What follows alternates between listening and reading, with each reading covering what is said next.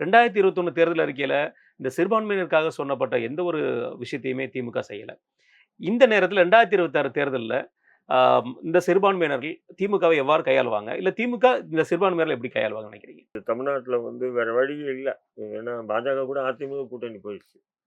இப்ப சீமானை நம்பி ஓட்டு போடுவாங்கன்னா, இவ்வளவு சீக்கிரம் சீமான் நம்பி இஸ்லாமிய சமூகம்லாம் போவாது. அவருக்கு ஒரு 15, 20% வாக்கு வருதுன்னு சொன்னா, அப்ப வெற்றி தோல்வியை நிர்ணயிக்கக்கூடிய ஒரு இடத்துல சீமான் நிக்கிறாருன்னா, அப்போ சிறுபான்மை மக்கள் முழுக்க சீமானுக்கு தான் ஓட்டு போடுவாங்க. அ அவருடைய ஓட்டு விகிதத்தை கூட்டுறதுக்காக இஸ்லாமியர்களுடைய வாக்கு எல்லாருமே என்ன பண்ணுவாங்கன்னா, நம்முடைய வாக்கு வீணாக்கப்படக்கூடாதுன்றது தான் எல்லாருடைய பெரும்பான்மையான மக்களுடைய எண்ணமா இருக்கு.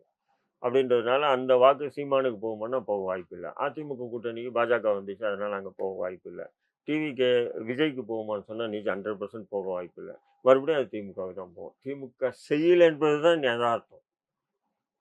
திமுக செய்யல. ஆனா செய்யல என்பது தான் எதார்த்தம். ஆனா வேற வழி இல்லன்றதும் எதார்த்தமா போயிருது. நிஜமா எதார்த்தமா போயிருது. நிஜமாவே இருக்கு. வேற வழி இல்ல. ஒரு கால் இந்த பாராளுமன்ற சட்டமன்ற தேர்தல்ல அதிமுக பாஜகவோட கூட்டணியில இருந்துன்னா, ஒரு 40, 50% வாக்குகள், சிறுபான்மை வாக்குகள் அதிமுக கூட்டணிக்கு நிச்சயமா போகும். அது எல்லாமே என்ன சொல்றாங்க, பாராளுமன்றத்தில தனியா தான் நின்னாரு. ஏன் ஓட்டு போடலன்றாரு. பாராளுமன்றத்தில அ மோடியா, ராகுலான்றது தான் பார்த்தாங்க.